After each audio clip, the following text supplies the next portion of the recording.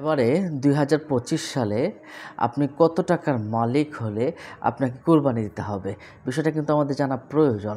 আমরা অনেকেই আছি টাকা পয়সার মালিক হওয়া সত্ত্বেও আমরা কিন্তু কোরবানি করি না। অথচ এটা কিন্তু ওয়াজিব।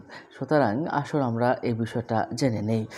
আমরা কুরবানি যাদের সামর্থ্য আছে কিন্তু কুরবানির দিক দেয় না, তাদের জন্য রাসূলুল্লাহ সাল্লাল্লাহু আলাইহি সাল্লাম ইবনে মাজাহ শরীফের হাদিসে তিনি বলেছেন 3123 নম্বর হাদিস শরীফে এবং মুসনাদ আহমদ নামক একটি হাদিসের গ্রন্থে 8273 নম্বর হাদিস শরীফে রাসূলুল্লাহ সাল্লাল্লাহু আলাইহি সাল্লাম ইরশাদ করেছেন, আন আবি হুরায়রা রাদিয়াল্লাহু তাআলা আনহু قال قال রাসূলুল্লাহ সাল্লাল্লাহু আলাইহি সাল্লাম মান ওয়াজাদা সাআতান ফালাম ইউদহি ফালা ইয়াকরাবান্না মুসাল্লানা। রাসূল সাল্লাল্লাহু আলাইহি ওয়াসাল্লাম ইরশাদ করেছেন, যে ব্যক্তি সামর্থ্য থাকা সত্ত্বেও কুরবানি করল না, সে যেন আমার মুসল্লার কাছে বা ঈদগাহে যেন না আসে।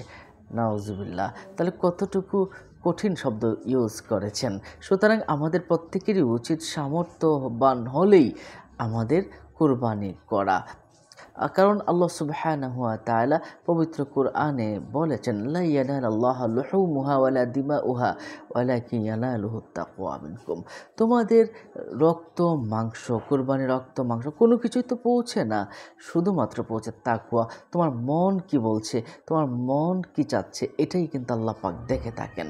সম্মানিত দর্শক ও শ্রোতা, এখন কথা হলো যে রাসূল সাল্লাল্লাহু আলাইহি ওয়াসাল্লাম বলেছেন সামর্থ্যবান হওয়া সত্ত্বেও যারা কুরবানি করবেন। এখন প্রশ্ন হলো সামর্থ্যবান কারা? দেখুন, মৌলিক প্রয়োজনের অতিরিক্ত যদি সম্পদ থাকে, ঋণ বাদ দিয়ে এই সবগুলো সম্পদ যদি এমন হয় যে 52.5 তোলা রৌপ্য অথবা 7.5 তোলা স্বর্ণ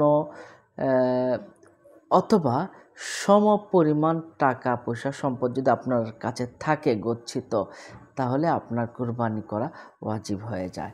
আপনি ঈদের দিনেও যদি আপনি এটার মালিক হয়ে যান, তাহলে আপনার উপর কুরবানি কিন্তু দিতে হবে। তাহলে প্রশ্ন হলো যে আপনি যদি ঋণগ্রস্ত থাকেন, তাহলেও যদি আপনি ঋণগ্রস্ত থাকেন, ঋণ আপনি যদি আদায় করে দেন ঈদের দিন, তাহলে আপনার মৌলিক যে বিষয়গুলো আছে, যেমন আপনার থাকার ঘর বিক্রি করে দিতে হতে পারে, খাবারের শর্ট পড়ে যেতে পারে, এমনটা যদি হয়, 7.5 তোলা পরিমাণ স্বর্ণ বা 52.5 তোলার উপর সমপরিমাণ সম্পদ আপনার কাছে অতিরিক্ত থাকবে না, আপনার মৌলিক বিষয়ে এসে আপনার হাত পড়ে যাবে, টান পড়ে যাবে, তখনই কেবল মাত্র আপনাকে কোরবানি না দিলেও চলবে। এখন আসুন আমরা জেনে নেই 52.5 তোলার উপর কতটুকু বা কত পরিমাণ সম্পদের মালিক হলে, কত পরিমাণ টাকা আপনার হাতে থাকলে আপনাকে কোরবানি করতে হবে। বাংলাদেশ জুয়েলার্স অ্যাসোসিয়েশন বাজুস, তারা 20 মে 2025 মঙ্গলবারে তারা এর দরদাম তারা নির্ধারণ করেছেন এইভাবে যে স্বর্ণ মুদ্রা এবং রৌপ্য মুদ্রা নয়, রূপার দাম তারা এইটুকু তারা নির্ধারণ করেছেন, 1 ভরি রূপার দাম হলো 1726 টাকা, অর্থাৎ 1726 টাকা হলো রূপার 1 ভরি মূল্য, সনাতন রূপার। তাহলে 52.5 ভরি রূপার মূল্য হয় 90,625 টাকা বর্তমান বাজার মূল্য অনুযায়ী। লাস্ট 20 মে মঙ্গলবার 2025 যেটা গণনা করা হয়েছে, জানিয়ে দেওয়া হয়েছে। তার 90,625 টাকা যদি কারো হাতে থাকে, অবশ্যই তাকে কোরবানি করতে হবে।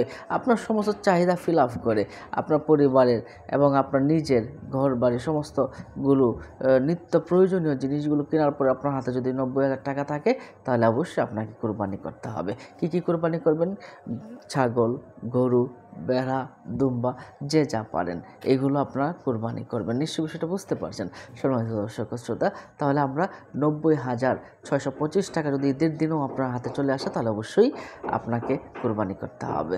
অন্য মুমিন মুসলমান ভাইকে জানাতে শেয়ার করে দেন। ভালো থাকবেন। আসসালামু আলাইকুম ওয়া রাহমাতুল্লাহ।